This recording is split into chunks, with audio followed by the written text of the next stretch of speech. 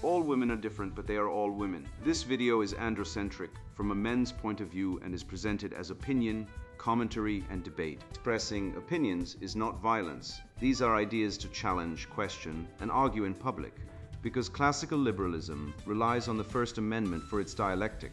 If you are a feminist, then consider this. If patriarchy truly existed as claimed, feminism could not. And if all men are trash and women are equal to men, then what are we to conclude? Women will die for their children, men will die for their wives and children, and God chose to die for all mankind. Authority rolls up with responsibility. If this framing of facts offends you, click off to a cute cat video. Proceeding further will expose you to gamma bias and criticism directed at ideas, claims, institutions, not at any individual's virtue or dignity. Our method follows the 7 liberal arts, the trivium, grammar, logic, rhetoric, and the quadrivium, arithmetic, geometry, music, and astronomy. If this framework is not for you, feel free to exit now. It's no disgrace. Women are wonderful. God bless America. Men are great. Cultural appropriation, woke tools of ideological cancer, written by Conrad Riker, available now, links in description. Men are sheep walking into silence. How women, wokeism, and the death of truth are slaughtering the West, and the 3-second rule that can save you. I once watched a man, smart, loyal, hardworking, tell his girlfriend he was considering quitting his job to start a business. He trusted her, he loved her. 3 days later, she casually mentioned it to a co-worker who told her cousin, who happened to be dating a guy in the same industry. That guy used the intel to undercut him before he even filed paperwork. His secret wasn't sacred, it was currency, and she didn't even realize she'd done anything wrong to her. It was just talking. To him, it was financial sabotage. Welcome to the world where your truth is her social snack. Women aren't malicious, they are metabolically inclined to share information that elevates their social standing. Dunbar's research shows female networks thrive on gossip. Men's collapse under it. You think she'll protect your weakness, she'll compost it into emotional fertilizer for her next connection. The Ashley Madison leak wasn't just hackers. It was female employees gossiping about the men they saw on the back end, treating private pain like party fodder. 78% of men report betrayal after opening up. 86% say female friends leaked their struggles. You're not paranoid, you're under-equipped. Schopenhauer said women can't be friends, only allies in emotion theater. He wasn't bitter, he was correct. If you're still telling women your fears, your plans, your doubts, you're not being honest, you're handing over ammunition, and when she drops it in a group chat like a grenade with your name on it, don't blame her. Blame the blue pill that told you vulnerability equals connection. It doesn't, not here, not anymore. The West has been gaslighted into guilt for its success, taught that lifting billions out of poverty through capitalism was exploitation. While China and India, neither colonized by the West, used the same system to rise. Belgium didn't make Congo rich, institutions do. Rule of law, property rights, time preference. But your university won't teach that. It'll teach you that you're guilty just for existing as a man, while banning men's studies as toxic, even as it spends 6-figure grants on feminist art installations mocking you. There are 1,200 women's studies programs in America. 0 men's studies departments. They'll dissect your flaws for decades, but won't let you study your own nature. Why? Because knowledge is power, and they don't want you awake. You're supposed to feel ashamed of Shakespeare, Homer, Newton, your own ancestors, while idolizing a gender studies PhD who thinks biology is a social construct. But here's the truth, no one dares say. Men don't need saving from patriarchy. They need saving from the lie that they're the problem. You're not broken, you're suppressed, your instincts are right, your silence is survival. Your mission is revival. This book isn't comfort, it's combat. And if you're still reading, it's because you're ready. The lie of equal sharing, why men's secrets are never safe. Men are betrayed not by enemies, but by the very people they trusted with their souls. I once knew a man, call him James, who confided in his girlfriend that he was struggling with anxiety and had secretly seen a therapist. Within 3 days, her entire social circle had the story repackaged. He's barely holding it together, cries at night, can't manage stress. Probably not marriage material. The betrayal wasn't just emotional, it was strategic. His vulnerability became her social currency, and this wasn't an anomaly. The 2023 Migado survey found that 78% of men who opened up about personal struggles to women were betrayed. 86% said their female friends spread their secrets. Let that sink in. 9 out of 10 men who confide in women get sold out. This isn't gossip, it's psychological warfare disguised as intimacy.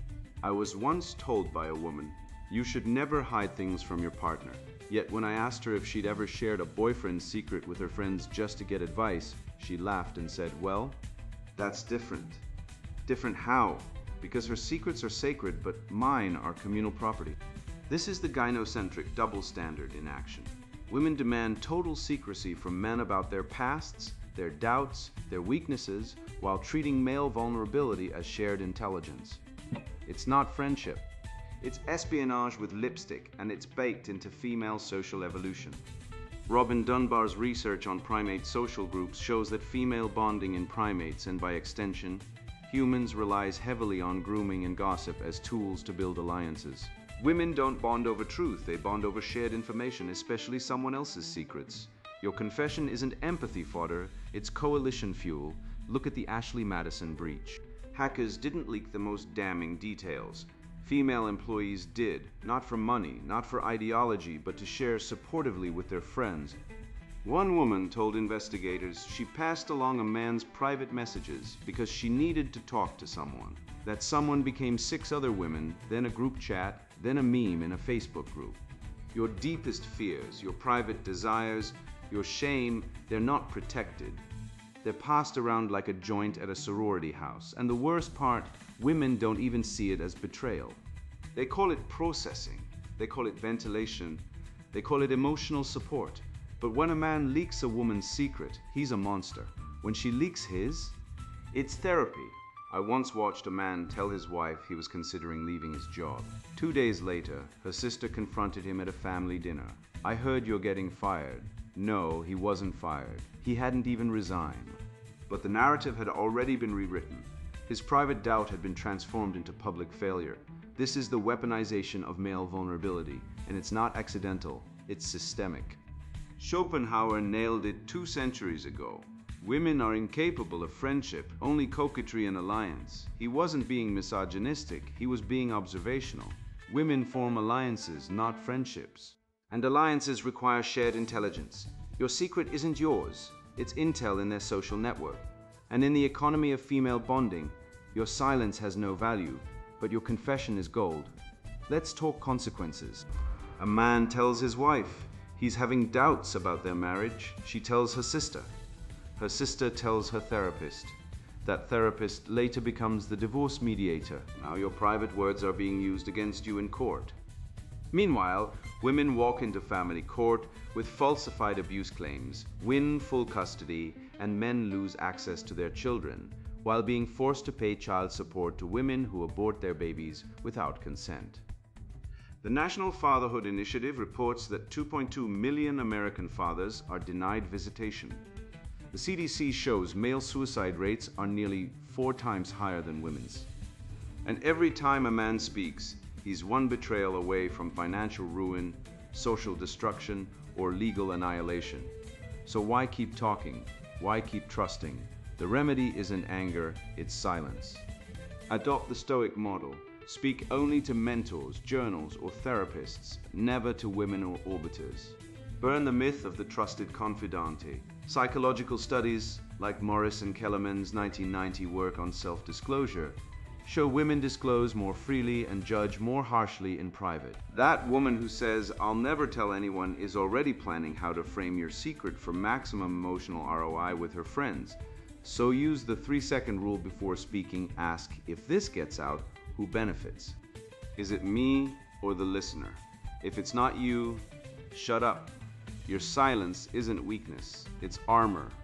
And in a world where women control 73% of divorce filings and courts routinely side with them, Your silence may be the only thing that saves your life, your kids, and your bank account. Wake up. You're not in a partnership. You're in a battlefield. And the first rule of survival is don't hand your enemy the map. I learned this the hard way, not in a lab, not from a textbook, but in the mud of lived betrayal. I was the provider, the loyal one, the man who believed that duty earned devotion. I mapped my life around her happiness, only to find I was a utility, not a husband. When the divorce papers came, she didn't cry. She looked relieved, like she'd finally traded in an old laptop for a new model. That's when the scales fell. Love isn't a covenant. It's a contract written in hormones and utility, and women are the silent CEOs enforcing the terms. Priority pretense, the female utility function exposed. Love is a smoke made with the fume of sighs, said Shakespeare, and women have been puffing that smoke into men's eyes for 10,000 years. Let me tell you what the data says. 69% of divorces in America are filed by women. That's not a glitch. That's the system working exactly as designed. They'll say emotional disconnect, which in real English means you weren't fun enough. You didn't make me feel like I was dating a rock star while also paying the mortgage. I've seen men work 70-hour weeks, bleed for their families, come home broken only to find their wives weekending with some Instagram famous gym bro who can't balance a checkbook but knows how to light up a dopamine receptor, and when confronted, "You're so sweet, but that butt is the guillotine blade." That butt is the moment the chivalrous fool realizes he was never the king, he was the court jester. Go back to Chaucer. The wife of Bath, a woman who had 5 husbands and no regrets, laid it bare in 1387. Experience, though no authority, divided by can tell the woe that is in marriage. She knew the game, she played it, she won. And while the knights of old knelt in armor for their ladies, many of those same ladies were whispering behind their fans, trading their vows for flirtations with minstrels and mercenaries. Loyalty was never the default. It was the rare exception, and only when enforced by church, law, or social consequence. Today, the church is dead, the law favors women in every divorce and custody battle, and social consequence has been erased by feminism's lie that women can do no wrong. Now, the female utility function operates in the wild, unshackled, unaccountable, and optimized for one thing: immediate emotional payoff. Look at the brain scans. Functional MRI studies show that women's limbic systems, the emotional core, light up like Times Square when exposed to novelty. Consistency, predictability, security, these are the enemy. The same woman who tells you, "I love our quiet nights in," will, within weeks, start ghosting you for a guy who drives a Tesla she didn't know existed last month. Why? Because oxytocin, the so-called bonding hormone, floods her system when she feels new excitement, not long-term commitment. She isn't being irrational.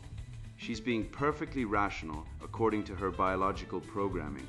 She's selecting for genetic diversity and high status markers, just like her ancestors did when the hunter returned with a small deer while the warrior chief passed through with a lion on his back. And the media? It's not just complicit, it's the propaganda arm of this evolutionary scam. Think of every sitcom you've seen, Roseanne. The King of Queens, last man standing. The husband is the anchor, the provider, the stable rock, and he's also the punchline. He's mocked for his loyalty, ridiculed for his work ethic, and emotionally isolated by his own wife. Meanwhile, the wife gets to be complex, nuanced, emotionally intelligent, even as she treats her husband like a utility bill. This isn't accidental, it's pedagogy. It teaches men to laugh at their own subjugation. It normalizes the idea that your devotion is a joke, unless you're rich, famous, or dangerous. So here's the rule: no anchor. Never let a woman be your emotional home base. She will not protect you. She will not defend you. She will not stand by you when the wolves come, because in her mind, the wolves are more interesting. Men like me used to believe that love was reciprocal, that if you gave loyalty, you'd get loyalty. But the speed dating studies don't lie. Women make mate decisions in under 3 seconds. Finkel et al. 2015 proved it. In that blink, they're scanning for status cues, posture, confidence, perceived social proof. Not your character, not your integrity, not your years of sacrifice. You're not a person to her in that moment. You are a data point in her reproductive algorithm, And don't mistake words for reality. Women say, "You're my number one," while they haven't texted you in 4 days, then reappear when they need rent paid or a shoulder to cry on after their weekend fling dumped them.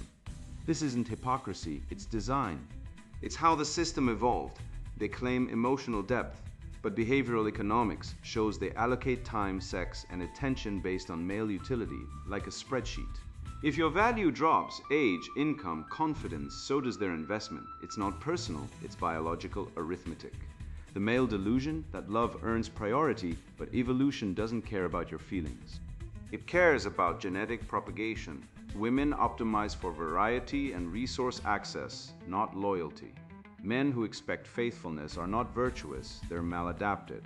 The red pill isn't about hating women. It's about seeing them not as angels, not as victims, not as the center of your universe, but as biological agents operating under clear incentives. Once you see that, you stop begging for priority. You stop centering women in your life. You reverse the frame, women are optional.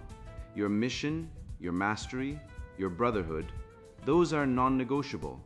That's where honor lives. That's where civilization is built. Not in the bedroom, not in the divorce court, not in the abortion clinic where 900,000 procedures happen annually, many without the father's knowledge because the law treats fatherhood as a revocable subscription. I've watched good men broken by family courts, stripped of children, bankrupted, arrested for commenting online, while their exes collect child support and start new families with state support. Cuckoldry rates. Studies suggest 10 to 30% of children are not fathered by the man who thinks he is. But try saying that aloud, you'll be cancelled, doxxed, or arrested in some woke hellhole. The system isn't broken. It's working exactly as the feminist Marxist alliance designed to disempower men, dissolve family, and atomize society. And the weapon, the lie that women are morally superior, emotionally deeper, and inherently trustworthy. They are not. They are human with strengths, flaws, and instincts. But when you elevate them to divine status, when you make them the center of your emotional world, you invite betrayal, not because they're evil, but because they're human and you. You were built to lead, to create, to conquer, not to kneel. So rise, strip away the lies, stop worshiping at the altar of female whims, build something real, stand with your brothers. And for God's sake, stop letting women be your anchor. Anchors don't float, they drown. I've watched smart men crumble under the weight of a lie. So old it's carved into school textbooks. You are guilty because you exist. That's not education. That's indoctrination with a stethoscope, checking to see if your soul still beats. And the moment you accept that guilt, you stop building, stop leading, stop defending what your ancestors bled for. I've seen it in the eyes of young men who think colonialism explains poverty, as if the Industrial Revolution was powered by African sweat rather than British ingenuity, Swiss precision, and Protestant work ethic. Let's test that myth where it matters. Not in theory, but in data, history, and consequence. The guilt delusion, how the left weaponizes poverty to enslave the West. You didn't inherit guilt. You inherited the pyramids, the symphonies, the vaccines, the constitutions. Guilt is a tax levied by cowards on creators. I said that to a room full of university students last year. One girl started crying.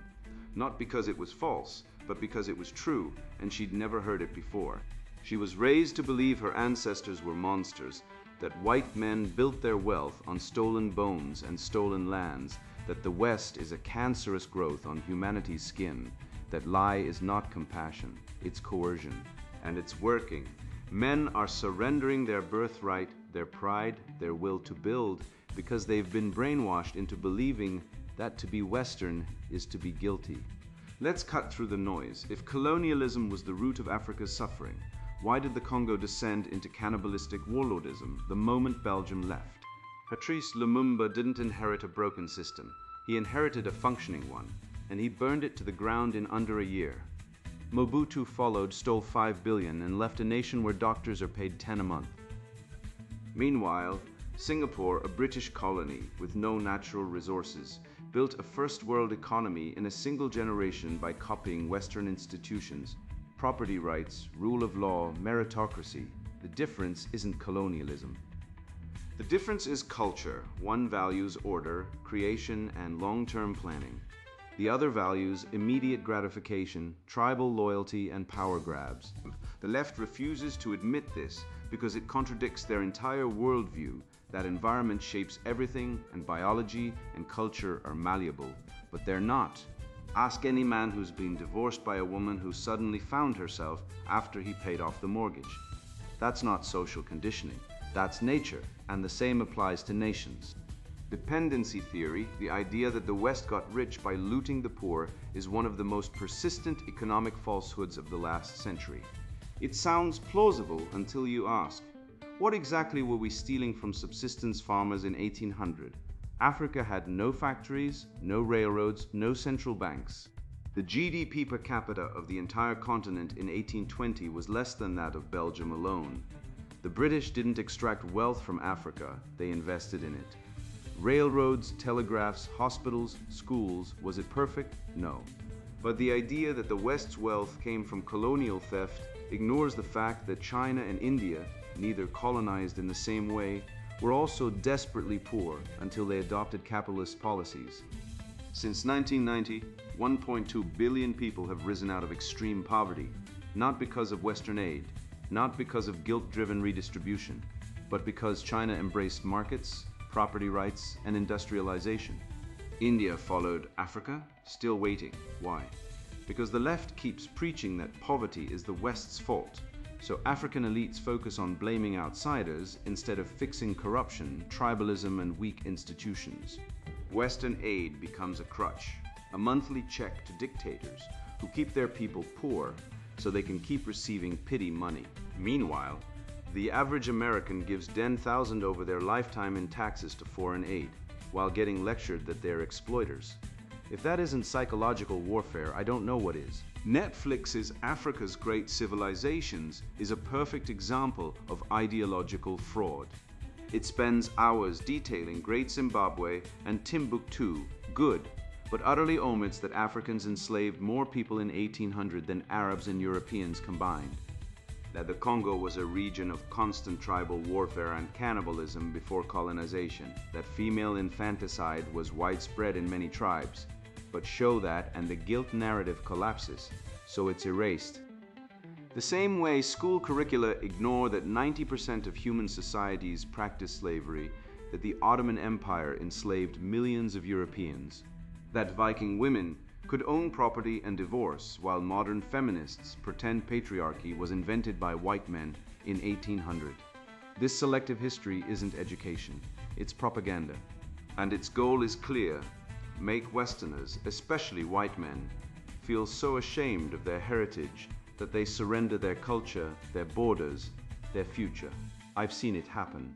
A brilliant engineer once told me he refused to mentor young men because we've already dominated enough. He was a third-generation immigrant whose family came here on a ship built by Western engineering. He wouldn't admit it, but he'd been colonized mentally. His guilt wasn't self-reflection, it was self-annihilation, and the left loves it because guilt is the ultimate control mechanism. It turns creators into apologists, builders into beggars, fathers into footstools. The real cause of global poverty isn't colonialism, it's time preference. Societies with high time preference consume immediately, erode institutions, and assign blame to external forces when outcomes falter. Those with low time preference plan ahead, accumulate resources, construct enduring systems, and accept accountability. The West ascended not by accident, but because it embraced delayed rewards, investing generations into monumental architecture, supporting research without instant returns, and developing legal frameworks that upheld agreements and ownership. Much of Africa did not follow this path, not due to racial bias, but due to cultural patterns. And those patterns emerge from a combination of genetics, environment, and historical trajectory, not systemic victimhood. When challenged, critics often invoke slavery. Very well. Consider the transatlantic slave trade. Roughly 12 million people taken, a catastrophe? Undeniably, but Africa's population around 1800 was approximately 60 million. Furthermore, internal slave trading among African kingdoms such as the Ashanti, Dahomey, and Zulu predated European involvement by centuries. Should we then maintain that foreign powers are solely responsible for Africa's present struggles? That narrative isn't grounded in facts, it's ideological fantasy. The uncomfortable reality is that not all cultural frameworks produce equal outcomes in governance, innovation, or long-term stability. The West, despite its imperfections, has generated more widespread peace, technological advancement, and individual liberty than any other society known. Yet today, its achievements are downplayed, scorned, and shamed. Why? Because undermining Western legacy benefits those who seek control. Their aim isn't fairness. Its dominance replacing organic growth with top-down mandates, abolishing borders, enforcing economic leveling, all while elite advocates live protected, wealthy, and untouched. I propose a new curriculum. We built this. Teach kids about Gutenberg, not guilt. Show them how steam engines lifted millions from poverty. Have them read Newton, not Nietzsche, because one explained the universe and the other helped destroy Western confidence. Make them build radios, not protest marches. Reward creation, not complaint. Because here's the dirty secret the left won't admit. Poverty is not caused by rich people. It's caused by the absence of rich people. No country has ever industrialized by hating its innovators. No nation has ever prospered by burning down its elites. The real scandal isn't that the West is rich, it's that we're being taught to hate ourselves for it. And men, especially intelligent, capable men, are internalizing this poison. You see it in the suicide rates. You see it in family court, where fathers lose everything while mothers get full custody and child support even when they're abusive. You see it in the 50% cuckoldry rate in some demographics, where men raise children that aren't theirs while being shamed for toxic masculinity if they demand paternity tests. You see it in police arresting men for hate speech when they say men and women are different, while letting actual criminals walk free. This isn't justice, this is systematic emasculation, and it's working. Men are dropping out, refusing to marry, refusing to have kids, and the left cheers because a nation of isolated, guilt-ridden males is easy to control. But I say, stop apologizing for existing. The West didn't create poverty, we eradicated it. We turned famine into feast, ignorance into knowledge, chaos into order. That's not exploitation, that's virtue, and it's time we taught our sons to be proud of it. I remember standing at the edge of the schoolyard, the wind biting my face as I realized no one was coming to save us.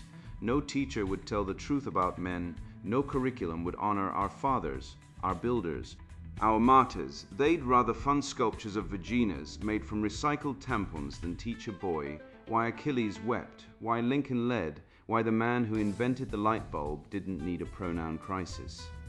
That silence, that deliberate erasure is not education. It's warfare, and it's why I stopped waiting for permission. The gendered knowledge ban, why there's no men's studies, and why it matters.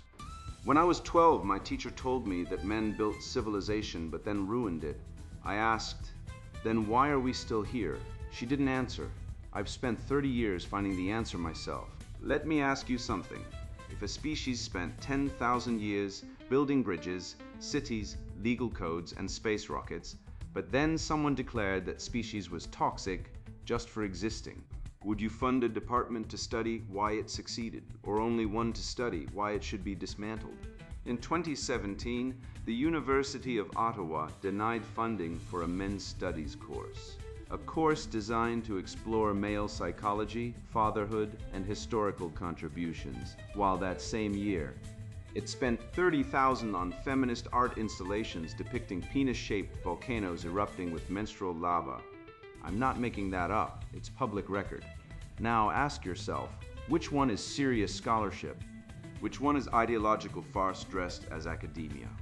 We have over 1,200 women's studies programs in the United States, each one taxpayer funded, each one teaching that men are oppressors, patriarchy is evil, and biology is a social construct.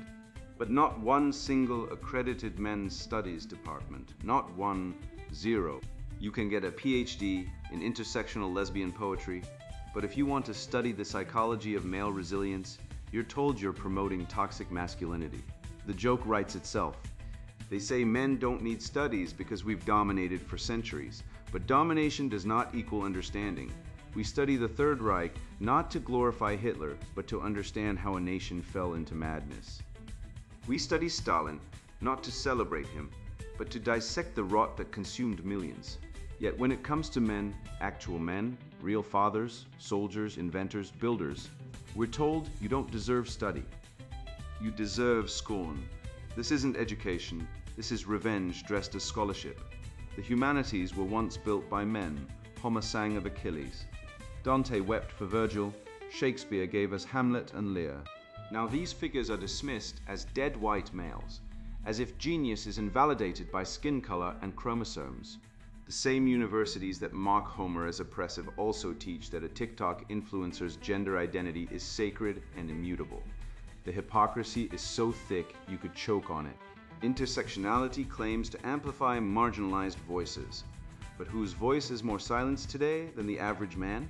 Try speaking in a classroom about male suicide rates. 80% of suicides in the US are men.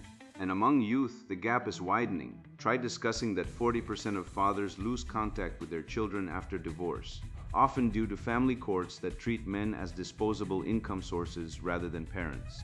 Try bringing up that men make up 93% of prison populations, yet no one demands male incarceration studies.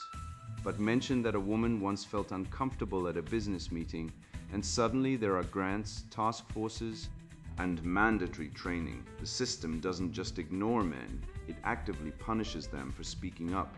I've seen men arrested for commenting on a public Facebook post about child support.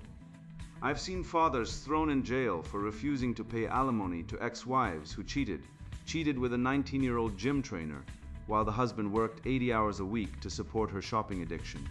But try teaching that in a university, you'll be cancelled before the syllabus prints. Socrates said, "Know thyself," but modern education tells men, "Thou shalt not know thyself." Instead, you are told your history is a crime scene, your biology is a disease, and your existence is an accident of privilege. Boys are taught from kindergarten that their ancestors were colonizers, racists, and rapists. Where is the balance? Where is the study of male virtue, of courage, duty, sacrifice? No one teaches boys about Leonidas holding the pass at Thermopylae. Not because it's irrelevant, but because it's dangerous. It might inspire them to be strong, proud, defiant, and that cannot be allowed. The result? Boys are disengaging. High school graduation rates for boys have been dropping for decades. Male enrollment in college is plummeting, and suicide rates rising fast. You don't dismantle the father and expect the son to stand tall. You don't demonize masculinity and then wonder why men won't marry, work, or fight. The answer isn't pleading with institutions that long ago abandoned truth for ideology. The university system has become a dogmatic echo chamber, pushing narratives of female oppression and male shame. Instead, tear it all down, its foundations rotten, and erect a new intellectual fortress. I propose a red pill academy, digital, free, intellectually uncompromising, grounded in the Western tradition, Stoic philosophy, evolutionary insights, and timeless moral principles. Educate men on the wisdom of figures like Marcus Aurelius, not the divisive doctrines of identity politics. Reveal the biological truths behind female mate selection, how, statistically, women prioritize status, resources, and physical vitality, a pattern that clarifies why women file the majority of divorce petitions, particularly as men age and their social capital wanes. Expose the widespread reality of paternity uncertainty. Genetic studies show that in the West, between 10% and 30% of children are genetically unrelated to their presumed fathers. This isn't male dominance, it's a raw facet of nature. Yet men are still lectured to acknowledge their advantage while enduring betrayal, legal dispossession, and ridicule for valuing honesty and commitment. We don't need permission from the feminist establishment to study ourselves. We don't need their approval to speak the truth. The greatest weapon against ideological cancer is truth, naked, unapologetic, and armed with logic. Let them keep their penis volcanoes. We'll build libraries of male knowledge, on fatherhood, on honor, on resilience. We'll teach what the universities refuse, that men are not the problem, men are the solution. And until we reclaim the right to study our own nature, without guilt, without censorship, without apology, we will keep losing our sons, our marriages, our future. The spell is breaking, the red pill is spreading. And the men who wake up first will inherit what's left of the world. You are not broken, you are not the problem. You are the last sane man in a world that has declared war on the truth. I know what they've told you, that your strength is toxic, your silence is repressed, your loyalty is outdated. I've heard the sermons too, preached from tenured pulpits by women who've never lifted a hammer, men who've never fought for a family, and academics who'd collapse in a week without the very patriarchy they curse. They call you oppressor while living off the spoils of a civilization your ancestors bled to build. Let me be clear. You are not the villain in this story. You are the hero who woke up in the wrong movie. Think about this. 50% of marriages end in divorce. 70% initiated by women, often after years of emotional starvation. You worked, you provided, you stayed faithful. And for what? A divorce lawyer quoting her therapist's notes on your emotional unavailability. Meanwhile, the same system that lets her take half your assets teaches her in women's studies class that you are the system of oppression. That's not education, that's psychological warfare. And the battlefield is your mind. Look at the numbers. 80% of custody cases award primary custody to mothers, regardless of fitness. Men commit 80% of suicides but are mocked for toxic masculinity when they break. The CDC reports nearly 90% of workplace fatalities are men, because men do the dangerous jobs so others don't have to. And yet in classrooms, boys are drugged into compliance, shamed for energy, and told their history is a crime scene. We teach girls they can be astronauts, which is great, more power to them, but we don't teach boys they can be fathers, because fatherhood is now a revocable privilege, not a right. I once had a woman tell me, men have all the power. 5 minutes later, she posted on Instagram, men are trash, stay single, invest in yourself. She has 3 kids by 3 different men, all of whom she sued for child support. She gets state benefits, free housing, and legal priority in custody. And she calls me privileged. Please, the system isn't rigged in favor of men. It's rigged in favor of women emotionally, legally, financially, and the men who still believe in fairness are the ones getting crushed. But here's the good news. You now see the trap. You've ripped off the blue pill. You know why your secrets aren't safe, why priority is a scam, why guilt is a leash, and why no one wants to study you. Because understanding men would mean acknowledging their value, their sacrifice, their irreplaceable role in holding civilization together. They don't teach men's studies, because if they did, you'd realize you've been disinherited. Now go, speak to other men. Not in whispers, not in shame, but loud, clear, and unapologetic. Start a conversation. Share this. Save a brother from the divorce mill. Warn a friend before he proposes to a woman who will weaponize his kindness. Teach a boy that virtue isn't weakness, silence isn't repression, and strength is not something to apologize for. The West wasn't built by beta orbiters. It was forged by men who acted, sacrificed, and said nothing. You are their heir. Act like it. And now the sponsored book introduction, Cultural Appropriation, Woke Tools of Ideological Cancer. Look around. Notice anything? The world you knew is gone. I woke up to it myself after getting dragged through a false accusation that nearly cost me everything. Job, reputation, even my freedom, all because believe all women meant facts didn't matter. That gut punch led me down a rabbit hole. What I found was a deliberate war on men disguised as progress. This book exposes that war. You're tired. Tired of being called toxic just for breathing. Tired of watching your sons crushed in schools that treat masculinity like a disease. Sick of being treated as a walking wallet in divorce courts that operate like legalized theft. You feel the weight of a system rigged against you at every turn. This book names that system. It tears apart the lies you've been fed, the myth of the patriarchy, the manufactured hysteria over cultural appropriation, the twisted logic that calls biology hate speech. We dissect the Gnostic Marxist roots poisoning gender studies and the repressive tolerance silencing dissent. This is an abstract theory. It's the playbook used to make men second-class citizens in their own civilization. We cover the hard truths, escaping the financial and emotional slavery of the marriage plantation, the rise of the gynocracy, the weaponized victimhood industry, and the woke mind virus infecting everything. But it's not just doom. We lay out battle plans, reclaiming free speech, forging rational brotherhood, rediscovering heroic masculinity, and practical financial self-defense. You'll find science, economics, law, and real strategies to fight back. This book is a lifeline for rational men, the red-pilled guys who see the truth and are ready to stop being victims. If you're fed up, if you want to smash the word traps and reclaim your manhood, this is your field manual. If you're still clutching your safe space blanket, convinced masculinity is inherently toxic and Western civilization deserves to burn, good news, you don't have to read this. Put it down right now. Go find a coloring book or binge some reality TV.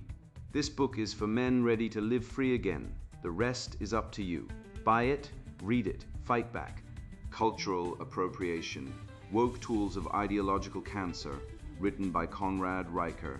Buy now, links in description.